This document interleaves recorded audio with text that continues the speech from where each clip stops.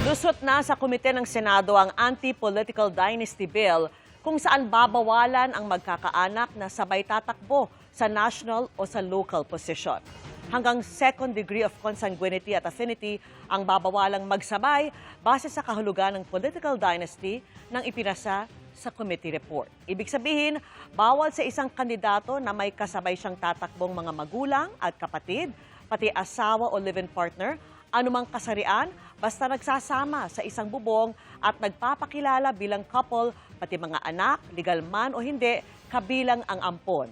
Sa national position o sa local position, sa loob ng parehong probinsya, distrito o lungsod sila bawal. Pero pwede kung hiwalay sa national at local. 12 senador na miyembro ng komite ang pumirma sa committee report, kabilang ang may mga kaanak sa politika. Isinalang na rin sa plenaryo ng Senado ang Anti-Political Dynasty Bill.